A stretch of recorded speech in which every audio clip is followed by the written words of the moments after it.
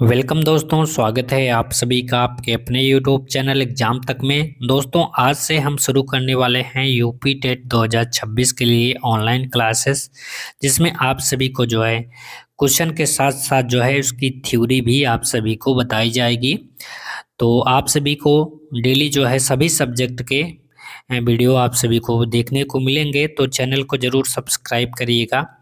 तो ये आज का पहला वीडियो है, क्लास 1 आप सभी इसको मान सकते हैं।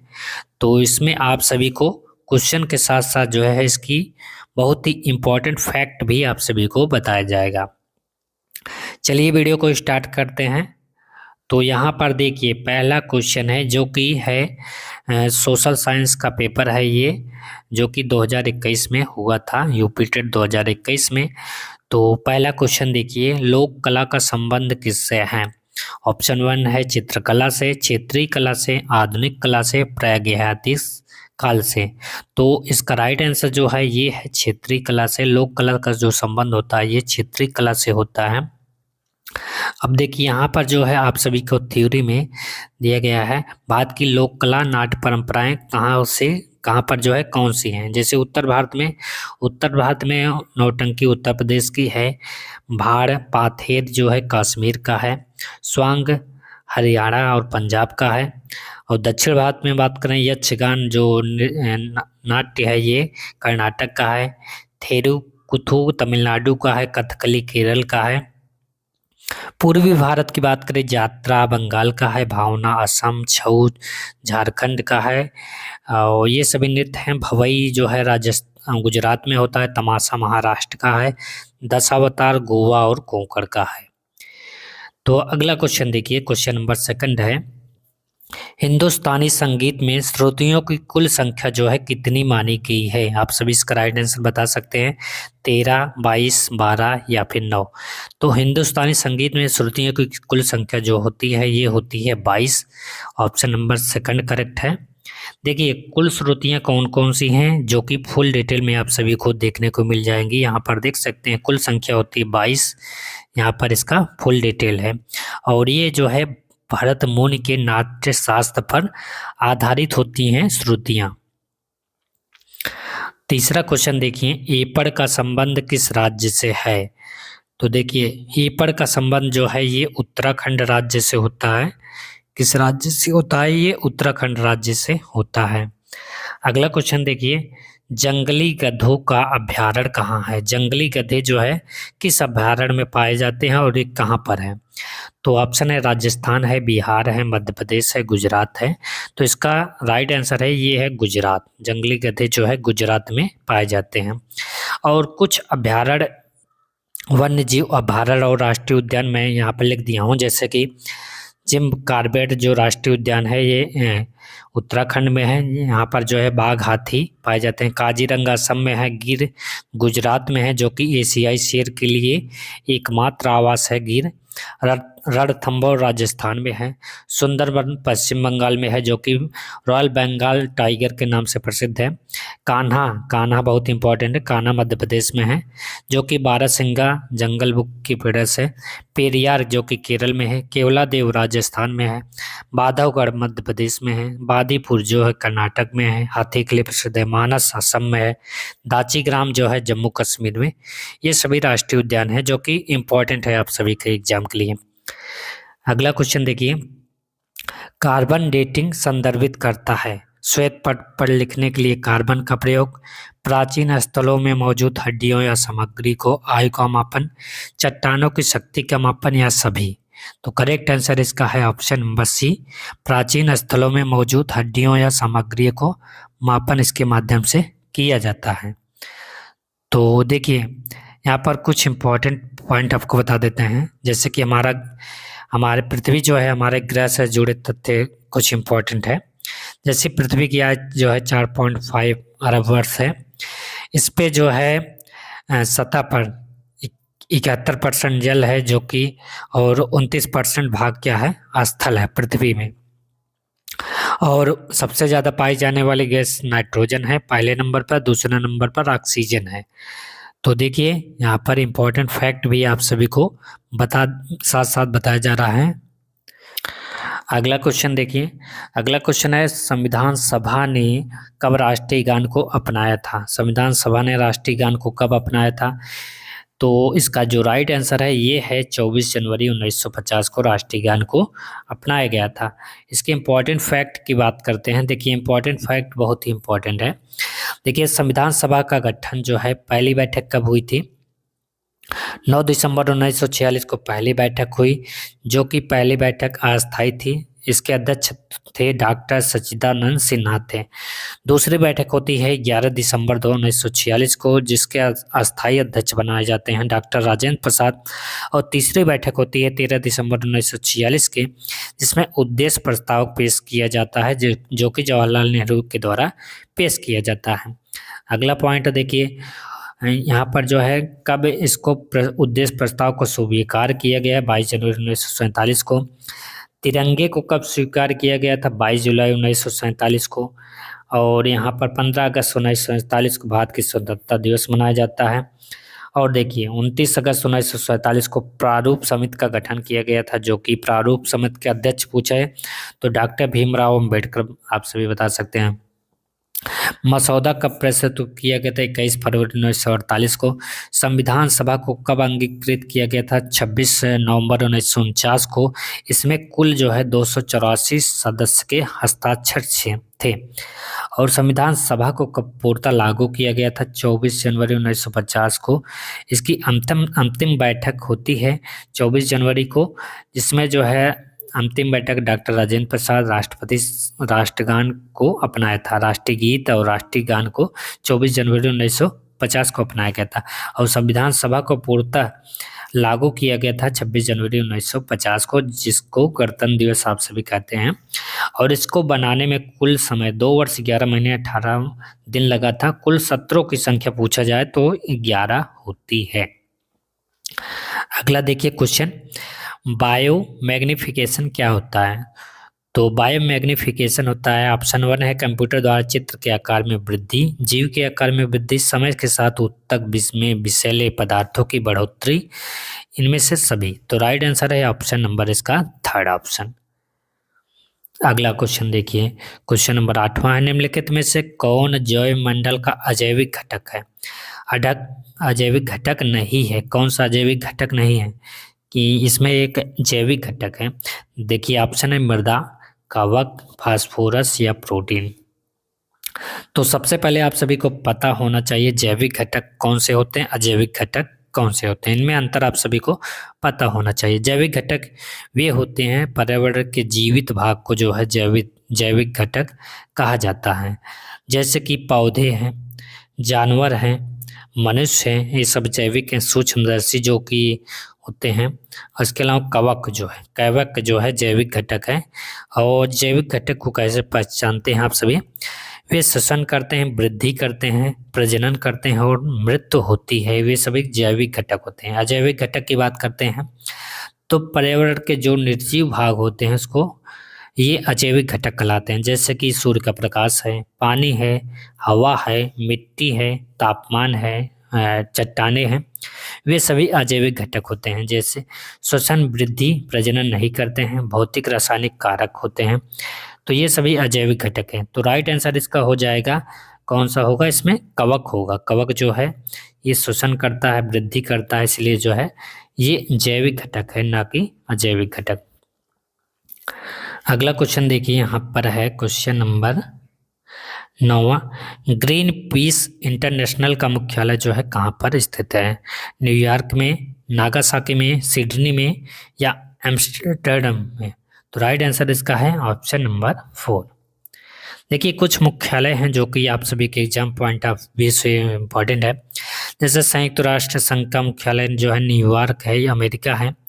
विश्व स्वास्थ्य संगठन WHO का जिनेवा स्विट्जरलैंड में। विश्व व्यापार संगठन जिनेवा स्विट्जरलैंड। विश्व बैंक वाशिंगटन DC अमेरिका है। अंतर्राष्ट्रीय IMF का मुख्यालय वाशिंगटन DC है। यूनेस्को का मुख्यालय पेरिस फ्रांस है। नाटो का मुख्यालय जो है ब्रसेल्स बेल्जियम है। यूरोपीय संघ का मुख्यालय यहाँ पर है बेल्जियम। आसियान का मुख्यालय जो है जकार्ता इंडोनेशिया है। सार्क का मुख्यालय बहुत इंपॉर्टेंट है, सार्क का मुख्यालय काठमांडू नेपाल है। ब्रिक्स जिसमें 5 देश पार्टिसिपेट करते हैं, तो इसका मुख्यालय है, इसका कोई अस्थायी मुख्यालय नहीं है, बारी बारी से इसकी मेजबानी किया जाता है। इंटरपोल का मुख्यालय लियोन फ्रांस है। तो इम्पोर्टेंट फैक्ट हैं जो आप सभी को पूरा वीडियो जरूर देखिएगा। क्वेश्चन नंबर 10 है, भारत में निम्नलिखित में से कौन सी एजेंसी जो है मुख्य रूप से प्रदूषण को मापने से संबंधित है? तो प्रदूषण को कौन मापता है? तो इसका राइट आंसर है केंद्रीय प्रदूषण नियंत्रण बोर्ड इसकी को मापता है। इंपॉर्टेंट फैक्ट की बात करते हैं, इसरो जो कि भारतीय अंतरिक्ष अनुसंधान होता है, और डीआरडीओ है, सीबीआई है जो कि भ्रष्टाचार को मापता है, रा है जो कि खुफिया एजेंसी होती है, ईडी है प्रवर्तन निदेशालय जिसे कहते हैं, भारतीय रिजर्व बैंक है जो कि बैंकों से संबंधित होता है, नियामक आयोग होता है, सेबी है, एनआईए है, एफएसएआई है। ये सभी इंपॉर्टेंट एजेंसियां हैं। अगला क्वेश्चन देखिए, यहाँ पर है गंगा नदी की लंबाई जो है कितनी है? गंगा नदी की लंबाई कितनी है? 1025 किलोमीटर, 640 किलोमीटर, 2525 किलोमीटर या 780 किलोमीटर? तो गंगा नदी की जो लंबाई होती है ये 2525 किलोमीटर होती है। कुछ इंपॉर्टेंट नदियां हैं जिनकी लंबाई आप सभी को याद रखना पड़ेगा, जो कि है गंगा पहले नंबर सबसे लंबी नदी है गंगा भारत की। दूसरा नंबर पर है गोदावरी नदी 1465 किलोमीटर है। तीसरे नंबर की नदी है कृष्णा नदी जो कि 1400 किलोमीटर है। यमुना नदी की लंबाई 1376 है। ये सभी इंपॉर्टेंट नदियां हैं जिनको क्रम आप सभी को याद करना पड़ेगा। दूसरे सबसे बड़ी नदी पूछे तो गोदावरी नदी है। अगला क्वेश्चन है, वायुमंडल का प्रमुख स्तर जो पृथ्वी के सबसे पास है, कौन सा स्तर सबसे पास है? समताप मंडल, आयन मंडल, मध्य मंडल या क्षोभ मंडल? तो इसका राइट आंसर हो जाएगा क्षोभ मंडल। देखिए कैसे है, यहाँ पर चित्र के माध्यम से देख सकते हैं। पृथ्वी का सबसे परतों का क्रम देखिए, सबसे नीचे जो पृथ्वी के समीप है ये है क्षोभ मंडल, जिसमें कि क्षोभ मंडल में क्या क्या होता है? मौसम की सभी घटनाएं होती हैं, जैसे कि सर्दी हो गया, बरसात हो गया, ये सभी क्षोभ मंडल में होता है। जीवन के लिए हवा यहाँ पर से प्राप्त होती है। समताप मंडल जो कि ओजोन परत पाई जाती है समताप मंडल में, शांत हवा, जेट विमान जो उड़ते हैं ये समताप मंडल में उड़ते हैं। अगला है मध्य मंडल जो कि बीचों बीच होता है, सबसे ठंडी परत होती है मध्य मंडल, उल्कापिंड यहाँ पर जलते हैं। अगला है आयन मंडल जो कि सबसे उच्च तापमान होता है, रेडियो तरंगे आयन मंडल में होती हैं। अगला है बाहरी मंडल जो कि वायुमंडल है, अंतरिक्ष में विलीन होता है, उपग्रह की कक्षा होती है, यानी कि अंतरिक्ष जो होते हैं ये वायुमंडल में जाते हैं। किलोमीटर देखिए, क्षोभ मंडल जो है 0 से 12 किलोमीटर है, ये समताप मंडल 12 से 50 किलोमीटर है। जैसे जैसे जाएंगे ऊपर आप सभी का क्रम बढ़ेगा, और जैसे जैसे नीचे आएंगे क्रम क्या होगा, तापमान क्या होगा, घटेगा। तो ये इम्पोर्टेंट फैक्ट है। अगला देखिए, ज्यामितीय डिजाइन कहते हैं, ज्यामितीय डिजाइन किसे कहते हैं? तो ये इसका राइट आंसर है ज्यामिति से बनी आकारों से बनी आकृति को ज्यामितीय डिजाइन कहा जाता है। अगला देखिए, कान्हा राष्ट्रीय उद्यान भारत के किस राज्य में है? तो कान्हा जो है, जैसा कि बताया, कान्हा जो है मध्य प्रदेश में स्थित है, कान्हा राष्ट्रीय उद्यान। और यहाँ पर फैक्ट आप सभी यहाँ पर ध्यान दीजिएगा जरूर। अगला देखिए, कोटोपॉक्सी एक जागृत ज्वालामुखी है जो कहाँ पर स्थित है? कोटोपॉक्सी ज्वालामुखी, ये ज्वालामुखी है, ये एंडीज में स्थित है, एंडीज पर्वतमाला में स्थित है। ठीक है। अगला देखिए, कुछ ज्वालामुखी जो कि आप सभी को जानना है, इम्पोर्टेंट है, जैसे कि माउंट कियाओ जो है ये हवाई यूएसए में है, माउंट एटना सिसिली इटली में है। ये सभी कुछ ज्वालामुखी हैं, आप सभी ध्यान दीजिएगा। अगला देखिए, सुदर्शन झील का निर्माण किसके शासनकाल में हुआ था? तो सुदर्शन झील का निर्माण जो है ये चंद्रगुप्त मौर्य के शासनकाल में हुआ था।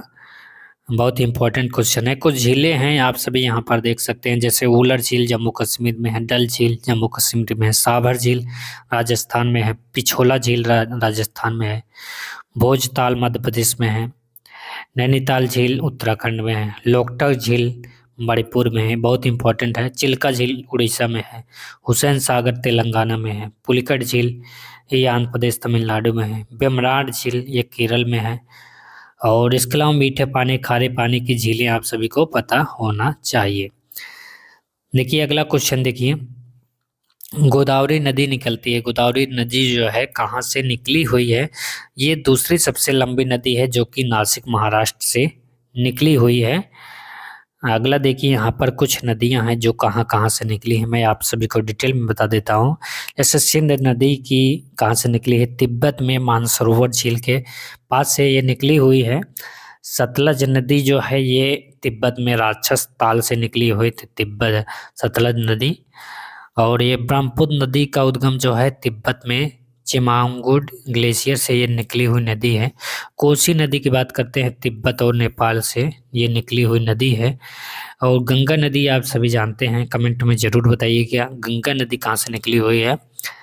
अगला देखिए, सर्वप्रथम पंचायती राज का गठन किस वर्ष हुआ था? पंचायती राज का गठन जो है कब हुआ था, आप सभी का यहाँ पर बता सकते हैं। 1968, 1959, 1987, 1972। तो पंचायती राज का गठन जो है 1959 में हुआ था। देखिए इसके इम्पोर्टेंट फैक्ट की बात करते हैं।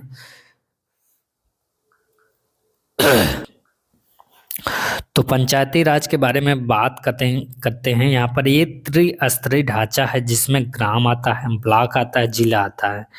और सर्वप्रथम लागू ये हुआ था नागौर राजस्थान में 2 अक्टूबर 1959 को, और आंध्र प्रदेश में 1959 में। सबसे पहले राजस्थान में लागू हुआ था पंचायती राज। अन्य समितियां जैसे अशोक मेहता समिति इसको लागू किया था। जीवी के राव 1985 आया था। ये सभी संवैधानिक दर्जे की इसकी मांग की थी पंचायती राज को। संवैधानिक मान्यता कब प्राप्त हुई थी? लागू 24 अप्रैल 1993 में पंचायती राज दिवस मनाया जाने लगा, 24 अप्रैल को। देखिए नियमित चुनाव होने लगे। इसके अलावा जो है महिलाओं को SC/ST के लिए जो है आरक्षण भी निर्धारित यहाँ पर कर दिया गया था। अगला देखिए क्वेश्चन, निम्नलिखित में से कौन सी गर्म धारा है? कौन सी धारा गर्म धारा है? कनारी धारा, लेपर्डोर, क्यूरेशिया धारा या कुराइल धारा? तो करेक्ट आंसर है क्यूरेशिया धारा जो है ये एक गर्म धारा है। तो देखिए कुछ यहाँ पर गर्म धाराएं, समुद्री धाराएं आप सभी को यहाँ पर बता देते हैं, जो कि यहाँ पर देख सकते हैं। गल्फ स्ट्रीम उत्पत्ति जो है कहाँ से हुई? मैक्सिको की खाड़ी से। ब्राज़ील धारा, अलास्का धारा, क्यूरेशिया धारा। देखिए पश्चिमी प्रशांत से क्यूरेशिया धारा निकली हुई है जो, और इसका प्रभाव जो है उत्तरी प्रशांत और प्रशांत महासागर में पड़ता है। अगला क्वेश्चन है, हमारे संविधान में मूल कर्तव्य कब लाया गया था? मूल कर्तव्य कब को लाया गया था? तो मूल कर्तव्य जो लाया गया था 1976 में इसको लाया गया था। देखिए इम्पोर्टेंट फैक्ट की बात करते हैं। इसकी उत्पत्ति जो है मूल कर्तव्य जो कि 42वें संविधान संशोधन 1976 के द्वारा इसको जोड़ा गया था, और स्वर्ण सिंह समिति के सिफारिशों पर ये इसको जोड़ा गया था। भाग 5 के का अनुच्छेद 51 में इसको शामिल किया गया था। मूल रूप से जो है यहाँ पर मूल कर्तव्य 10 हैं। 86वां संविधान संशोधन के द्वारा जो है इसको 11वां मौलिक कर्तव्य जोड़ा गया है। वर्तमान में 11 हैं। वर्तमान में कुल 11 मूल कर्तव्य हैं। अगला है, मौर्य समाज की स्थापना के पहले समस्त उत्तरी भारत विभक्त था। तो ये मौर्य समाज साम्राज्य से पहले जो है उत्तरी भारत जो है 16 महाजनपद में विभक्त था। अगला मौर्य साम्राज्य के बारे में कुछ इम्पोर्टेंट जान लेते हैं। इसके पहले शासक जो थे ये चंद्रगुप्त मौर्य थे, और इसको संस्थापक कहा जाता है। इसके बाद जो है बिंदुसार गद्दी पर बैठते हैं। इसके बाद अशोक, इसके बाद जो है दशरथ, इसके बाद संप्रति, शाली, सुखदेव बर्मन, संतवन। इसके बाद लास्ट में जो शासक बनते हैं मौर्य साम्राज्य के ये बृहदत्त होते हैं। अगला देखिए यहाँ पर, निम्नलिखित में से कौन सी एक मृदा संरक्षण की विधि नहीं है? मृदा अपर्दन, जैविक खाद, फसल चक्र या कीटनाशक रसायन। तो मृदा संरक्षण की कौन सी विधि नहीं है? तो करेक्ट आंसर इसका है कीटनाशक रसायन। देखिए इम्पोर्टेंट फैक्ट की बात करते हैं। मृदा संरक्षण की प्रमुख विधियां कौन कौन सी होती हैं?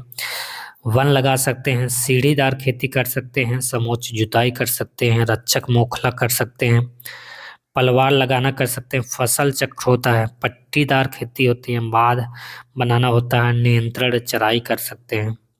ये सभी जो है प्रमुख विधियां होती हैं। अगला है निम्नलिखित में से कौन सी हरित गृह प्रवाह गैस नहीं है? कौन सी जो है हरित गृह प्रवाह गैस नहीं है? Carbon dioxide, nitrogen, oxygen, ozone या मीथेन। तो हरित गृह प्रवाह गैस कौन सी नहीं है? तो ये है नाइट्रोजन। करेक्ट आंसर है ऑप्शन नंबर सेकंड। देखिए हरित गृह प्रवाह गैसें कौन सी होती हैं? कार्बन डाइऑक्साइड होती है, मीथेन होती है, नाइट्रस ऑक्साइड होती है जिसे N2 कहा जाता है, जलवाष्प होता है, ओजोन होता है, क्लोरोफ्लोरोकार्बन होता है जिसे CFC कहते हैं। अगला देखिए किस वर्ष वन संरक्षण अधिनियम पारित किया गया था? वन संरक्षण अधिनियम कब पारित किया गया था? 1986, 1990, 1980, 1988। करेक्ट आंसर है 1980। देखिए इंपॉर्टेंट फैक्ट की बात करते हैं। भारत में वन के महत्वपूर्ण आंकड़े कौन कौन से हैं? वर्तमान में देश में कुल भौगोलिक क्षेत्र का लगभग जो है 24% है वन क्षेत्र, जिसमें शीर्ष राज्य की बात करते हैं। सबसे ज़्यादा वन मिजोरम में है, इसके बाद अरुणाचल प्रदेश में है, तीसरा नंबर है मेघालय। तो ये 3 महत्वपूर्ण राज्य हैं जिसमें वनों की संख्या सबसे ज़्यादा शीर्ष राज्य है प्रतिशत में। और यहाँ पर शीर्ष राज्य में बात करते हैं तो ये मध्य प्रदेश है, अरुणाचल प्रदेश है, छत्तीसगढ़ है, उड़ीसा है। ये टॉप एरिया में है, क्षेत्रफल में सबसे ज़्यादा वनों की संख्या। प्रतिशत में बात करें तो मिजोरम, अरुणाचल प्रदेश, मेघालय हो जाएगा। और यहाँ पर इसके लिए वनों की सुरक्षा के लिए चिपको आंदोलन चलाया गया था जो कि 1973 में चलाया गया था। और यहाँ पर देख सकते हैं अगला क्वेश्चन, संतुलित आहार में सुरक्षात्मक पोषक तत्व होते हैं, कौन कौन से होते हैं? वसा, कार्बोहाइड्रेट, प्रोटीन और विटामिन। करेक्ट आंसर इसका है विटामिन और खनिज होते हैं। तो संतुलित आहार में पाए जाने वाले ये प्रमुख तत्व हैं, कार्बोहाइड्रेट, प्रोटीन है, वसा है, विटामिन है, खनिज है, जल और रेशा है। ये सभी इंपॉर्टेंट होते हैं। तो ये थे आज के लिए, बस इतना ही। यहाँ पर 25 क्वेश्चन आप सभी को कराया गया है। इसमें कितना आपका सही है कमेंट में ज़रूर बताइएगा। और एग्जाम तक चैनल को सब्सक्राइब कर लीजिएगा। और ऐसे ही आप सभी को इम्पोर्टेंट वीडियो मिलते रहेगी। Thanks for watching this video.